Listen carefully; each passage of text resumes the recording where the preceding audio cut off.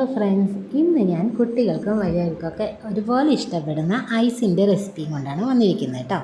അപ്പോൾ അതിന് വേണ്ടി കുറച്ച് തണ്ണിമത്തൻ കുരു കളഞ്ഞത് ഞാനൊരു മിക്സിയുടെ ജാറിലേക്ക് ഇട്ട് കൊടുത്തിട്ടുണ്ട്. ഇനി ഞാൻ തിളപ്പിച്ചാറിയ പാലാണ് ഇതിലേക്ക് ഒഴിച്ചു കൊടുക്കുന്നത്. പിന്നെ ചേർക്കുന്നത് മധുരത്തിന് കുറച്ച് ഹണി കൂടിയാണ്. അപ്പോൾ പഞ്ചസാരയൊന്നും ഞാനത് ചേർത്ത് കൊടുക്കുന്നില്ല. ഇനി ഇത് നന്നായിട്ടൊന്ന് അരച്ച് വരാം. ഇതുപോലെ ഞാനിപ്പോൾ ഇത് നന്നായിട്ടൊന്ന് അരച്ചെടുത്തിട്ടുണ്ട്. ഇനി ഇത് നമുക്കിത് ഐസ് മേക്കറിലേക്ക് ഒഴിച്ചു കൊടുക്കാം. ഇതിപ്പോൾ എല്ലാത്തിലും ഞാൻ ഫില്ല് ചെയ്ത് കൊടുക്കുകയാണ്. എല്ലാം ഫില്ല് ചെയ്ത ശേഷം ഞാനിത് ഫ്രീസറിലേക്ക് വെച്ച് കൊടുക്കുകയാണ്. ഓക്കെ, ഇനി നമുക്ക് അടുത്തത് സെറ്റ് ചെയ്യാം. അപ്പോൾ ഇനി അടുത്തത് നമ്മൾ ചെയ്യാൻ പോകുന്നത് മാംഗോ വെച്ചാണ്. അപ്പോൾ അതിന് വേണ്ടി കുറച്ച് മാംഗോ സ്ലൈസ് ചെയ്തത് ഞാൻ മിക്സിയുടെ ജാറിലേക്ക് ഇട്ട് കൊടുക്കുന്നുണ്ട്.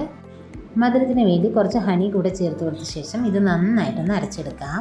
ഇനി ഇതിലേക്ക് ചേർത്ത് കൊടുക്കുന്നത് ഒരു അരമുറി നാരങ്ങയുടെ ജ്യൂസ് കൂടെയാണ്. അത് കുരു എല്ലാം കളഞ്ഞ ശേഷം നമുക്കിത് വീണ്ടും കുറച്ചുകൂടെ വെള്ളം ചേർത്തിട്ട് നന്നായിട്ടൊന്ന് അരച്ചെടുക്കാം.